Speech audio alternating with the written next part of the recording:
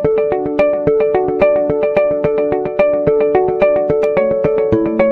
اللہ الرحمن الرحیم. آپ سب کا بہت شکریہ. میں آج خالصتاً حضرت مولانا صاحب سے اظہار افسوس کرنے آیا تھا جو کل ایک انتہائی افسوسناک واقعہ ہوا پارلیمنٹ لاجز میں. جے یو آئی کے ایم این ایز اور ان کے جو ساتھی ہیں ان کو جس طرح ان کے ساتھ ظلم زیادتی اور بربریت کی گئی، یہ شاید پارلیمان کی تاریخ میں ایسی کوئی بدترین، اس سے بدترین مثال نہیں ملتی. اور میں سمجھتا ہوں کہ حضرت مولانا صاحب نے اس کے باوجود انتہائی صبر، بردباری اور قانون کا راستہ اپنایا، جس کے لیے یقیناً مولانا صاحب تحسین کے حقدار ہیں، کیونکہ عمران خان نیازی جو اب بگوڑا ہو چکا ہے، اس کی ساری یہ کوشش ہے کہ اس کی جو ایک حکومت جو کہ الیکشن میں دھاندلی کی پیداوار ہے، اس کو 22 کروڑ عوام کی خواہشات کو مد نظر رکھتے ہوئے متحدہ اپوزیشن آئین اور قانون کا راستہ اپناتے ہوئے پارلیمان کے ذریعے اس کو ختم کرانے کی جو ہم نے ایک فیصلہ کیا ہے. عمران خان نیازی جو بگوڑا ہونے والے ہیں، وہ آج کل پرسوں جو انہوں نے زبان استعمال کی ہے اور جو ہتھ کنڈے استعمال کر رہے ہیں جو پارلیمان میں کل ہوا، میں سمجھتا ہوں کہ اس کی جتنی بھی مذمت کی جائے کم ہے. وہ اس ملک میں جو جمہوریت ہے، جس کے لیے پوری متحدہ اپوزیشن نے بھرپور قربانیاں دی ہیں اور استحکام دکھایا ہے، اس کو وہ اب پٹری سے اتارنا چاہتے ہیں. تو ہم اس کی اجازت نہیں دیں گے. اور دن رات چور ڈاکو، پونے 4 سال چور ڈاکو کہتے رہے اور مجھ پر نہ جانے کیا کیا تانا زنی کرتے رہے، نواز شریف صاحب پر نہ جانے کون کون سے نشتر برساتے رہے حضرت مولانا کے اوپر. دوسرے جو زعماء ہیں اس ملک کے اندر، جن کے اور ان کے بڑوں نے بڑی قربانیاں دی ہیں، بڑی ان کی کنٹریبیوشن ہے. تو عمران خان نیازی بھول جاتے ہیں کہ وہ خود ان کے اپنے گریبان میں جھانکیں. کرپشن ان کے گھر میں ہے. ان کی بہن جو علیمہ خان صاحبہ ہیں، ان کے پاس دبئی اور نیو یارک میں جو اپنا مہنگے کروڑوں ملینز آف ڈالرز کے گھر کہاں سے آئے؟ انہوں نے کیوں نہیں ڈکلیئر کیے تھے؟ اور آتے ہی سر مڈاتے اولے پڑے، آتے ہی ایف بی آر سے ان کو جناب ان کے سارے کاغذات ٹھیک کروائے گئے. تم خواتین تک پہنچ رہے ہو اور بہنوں اور بیٹیوں کی تم باتیں کر رہے ہو، اور ایک ایسی آواز میں، ایسی انداز میں جس کی مہذب دنیا میں کوئی اجازت نہیں ہے، اسلامی معاشرے میں کوئی اجازت نہیں ہے، ہمارے مشرقی معاشرے میں کوئی اجازت نہیں ہے. تم زبان استعمال کر رہے ہو. میں تمہیں یہ وارننگ دینا چاہتا ہوں کہ اپنی زبان کو لگام دو، وگرنہ ہمیں پھر لگام دینی آتی ہے. اور سب سے پہلے اپنی بہن علیمہ خان کے جو اپنے اثاثے ان کا حساب دو. وہ تمہارے جو شوکت خانم ٹرسٹ کے ممبر ہیں، اپنا جو وہ یونیورسٹی کون سی ہے، وہ نمل یونیورسٹی کی بورڈ کی، اس کی بھی ٹرسٹ ہیں. کہاں سے وہ پیسہ آیا؟ کیوں نہیں ڈکلیئر کیا تھا انہوں نے وہ پیسہ؟ تمہارا اپنا بنی گالا تم نے ڈکلیئر نہیں کیا. تمہیں اپنا سپریم کورٹ تمہاری مدد کو آئی اور اس کو تمہیں ایک بہت بڑا جو تمہارا سکم تھا اس کو اپنا وہ پر کیا گیا. تم آج باتیں کرتے ہو کہ یہ میں شہباز شریف جو ہے وہ اپنا بوٹ پالش کرتا ہے. تم کیا کرتے رہے؟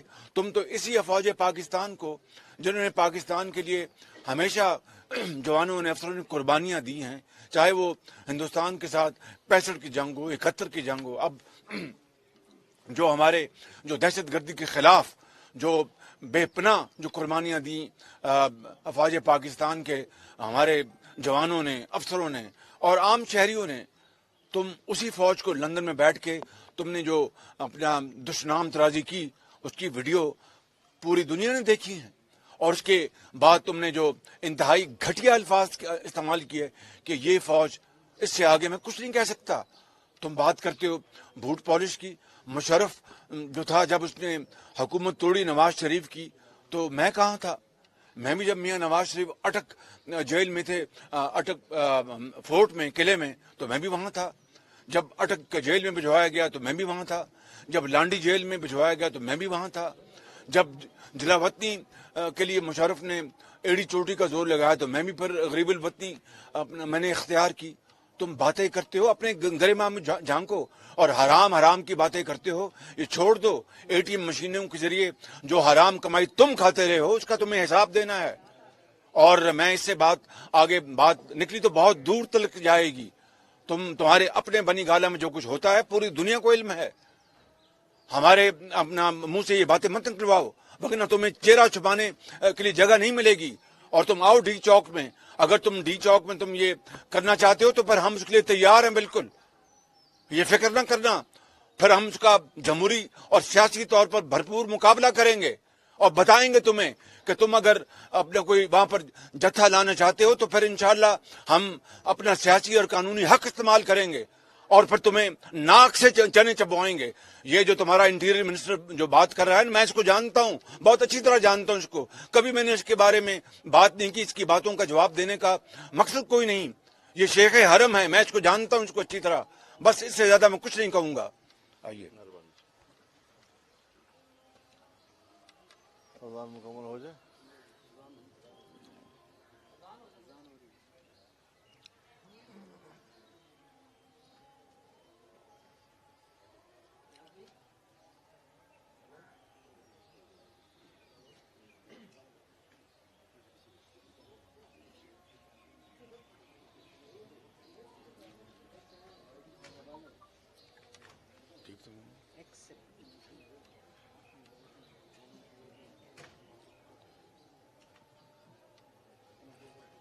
لا الہ الا اللہ اللہم صلی علی سیدنا.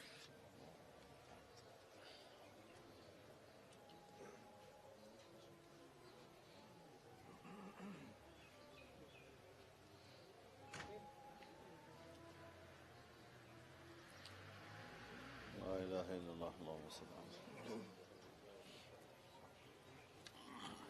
سب سے پہلے تو میں جناب میاں شہباز شریف صاحب کا شکریہ ادا کرتا ہوں کہ وہ رات کو پارلیمنٹ لاجز میں ہونے والے سانحے پر ہم سے افسوس اور اظہار یکجہتی کے لیے تشریف لائے ہیں. یہ ہمارا سیاسی میدان ہے. ہم ایک مرتبہ نہیں بار بار ان مراحل سے گزرے ہیں اور ہم اس قسم کے ماحول اور اس قسم کے حالات سے نمٹنے کا زندگی بھر کا تجربہ رکھتے ہیں. کوئی نئی بات نہیں ہے. آپ لوگ آج کل ان کو تقریروں میں سن رہے ہیں. ایک ہوتا ہے پاگل، ایک اس سے ذرا اونچا مرتبہ ہے بھاولا. بالکل وہ کیفیت ہو گئی ہے اس کی. ہوش و حواس اڑ چکے ہیں اس کے. شرافت تو اس کے اندر نہ پہلی تھی، پیدائشی طور پر شرافت سے محروم، اور پتہ نہیں کس معاشرے میں پلا بڑھا اور کہاں ہماری قوم کے، پاکستانی قوم کے گلے پڑ گیا. آج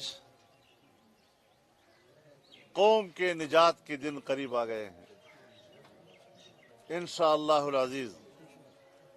اور آپ نے دیکھا کہ ہم نے جب رات کو پوری قوم کو اور اپنے کارکنوں کو روڈوں پر آنے کی دعوت دی تو 1 گھنٹے سے کم وقت میں پورا ملک جام ہو گیا. عمران خان سن لو، ہم تمہیں جام کرنا جانتے ہیں. ہم نے شرافت کا راستہ لیا ہے لیکن تمہارے فطرت میں شرافت کا احترام نہیں ہے. گالیاں دیتے ہو، نام بگاڑتے ہو، بد اخلاقی کرتے ہو، آپ کی زبان بتا رہی ہے کہ آپ پاکستان کے وزیر اعظم ہونے کے اور اس کے اہل نہیں ہیں اور اس منصب پر بیٹھنے کے اہل نہیں ہیں۔ آپ جیسے گلی کوچوں کا میں کیا لفظ استعمال کروں، ایسے مناصب پر بیٹھنا اس منصب کی بے توقیری ہے۔ میں الیکشن کمیشن سے کہنا چاہتا ہوں کہ جب عدم اعتماد اس کے خلاف پیش ہو چکی ہے، وہ کس طرح پبلک میں جا رہا ہے، وہ کس طرح عوام میں تقریریں کر رہا ہے، وہ کس طرح اسلام آباد کے ڈی چوک پر لوگوں کو بلانے کی بات کر رہا ہے، اس کو پابند کیا جائے، اس کو لگام لگایا جائے، اس کے گلے میں پٹا ڈالا جائے۔ پاکستان اب مزید اس قسم کے لوگوں کا متحمل نہیں ہے۔ عدم اعتماد ممبران کی اکثریت کا معاملہ ہے، آرام سے رہو۔ ہمارا دعویٰ ہے کہ ہمارے پاس اکثریت موجود ہے، آپ شاید تسلیم نہ کریں، سیاسی جنگ لڑو، پوری دنیا کی اسمبلی میں ہوتا ہے، ملک کے صدور کے خلاف مواخذے کی تحریکیں آتی ہیں، وزیر اعظم کے خلاف آتی ہیں، اسپیکر کے خلاف آتی ہیں۔ بھوکلا کیوں گئے ہو؟ حواس باختہ کیوں ہو گئے ہو؟ گالیاں دینے پہ کیوں آ گئے ہو؟ تو اس قسم کی چیزیں کہ خود تو ڈالروں کا مجسم اور مغرب کا تیار کردہ ایک، اور بتا دینا چاہتا ہوں کہ ہم عدم اعتماد پہلے بھی نہیں آیا، ہم آپ کے خلاف جہاد لڑ رہے ہیں۔ ہم پاکستان میں ایسی حکمرانی عدم اعتماد کی تحریک انشاءاللہ کامیاب ہوگی، لیکن احتمال ہے نہیں بھی ہو سکتی۔ مت سوچو کہ پھر تم حکومت کر سکو گے، پھر معاملات گلی کوچوں کی طرف جائیں گے، پھر معاملات سڑکوں پہ آئیں گے، پھر انارکی کی طرف جائیں گے، اور اس کے بعد ہم سے پوچھا جائے گا کہ آپ نہ کریں ایسا، کہیں نظام نہ لپیٹ دیا جائے، کہیں فلاں نہ ہو جائے، کہیں فلاں نہ ہو جائے۔ تو میں واضح طور پر کہنا چاہتا ہوں کہ خزاں جائے بہار آئے نہ آئے، اصل چیز اس کا خاتمہ ہے۔ جس قیمت پر بھی اس کا خاتمہ ہوگا، ہم سیاسی میدان میں پرامن اور قانونی اور آئینی وسائل کے ساتھ اس کے مقابلے میں رہیں گے، ہم آگے بڑھیں گے۔ اور پیسے کی بات کرنا، بابا اگر ہم نے پیسے کمائے ہیں، اگر ہم نے کوئی پرمٹ لیے ہیں، تو میں تو صبح خیبر پختونخوا کا رہنے والا ہوں، تو آپ کی حکومت وہاں پچھلے 5 سال رہی ہے، تو ابھی بھی آپ 4 سال سے وہاں حکومت کر رہے ہیں، تو لاؤ نا کوئی کیس، ہمت ہے تو لاؤ نا کوئی کیس، کوئی مسئلہ لاؤ نا۔ جب کوئی مقدمہ تم ہمارے خلاف لا ہی نہیں سکتے تو پھر گالیاں دینا یہ اوباش کا کام ہوتا ہے کہ بلا وجہ راستے میں آپ کو گالیاں دے رہا ہے، اور اس لیول کے آدمی کو حکمران نہیں ہونا چاہیے۔ بہت شکریہ۔ مولانا صاحب، عمران خان صاحب نے ابھی کچھ دیر پہلے تقریر میں کہا ہے کہ مجھے جنرل باجوہ نے کہا کہ مولانا صاحب کا نام نہ بگاڑا کرو، تو کیا آپ نے کوئی شکایت لگائی تھی جنرل باجوہ کو؟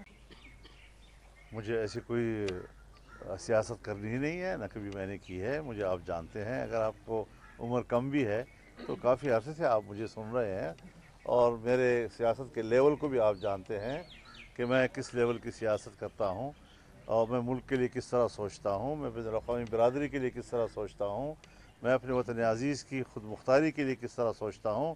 یہ ساری چیزیں میری سیاست کا حصہ ہیں، لیکن میں اس چیز کا ہمیشہ خلاف رہا ہوں کہ پاکستان کی سول بیوروکریسی ہو یا وہ ملٹری بیوروکریسی ہو، وہ سیاست میں مداخلت کرے۔ اپنے کام سے کام رکھیں، ان کا دائرہ کار موجود ہے آئین میں، ہمارے لیے قابل احترام ہیں۔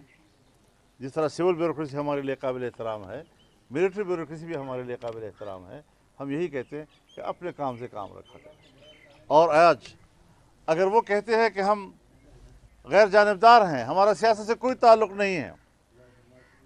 تو اس کے جواب میں وہ کیا کہتا ہے کہ نیوٹرل تو جانور ہوتا ہے.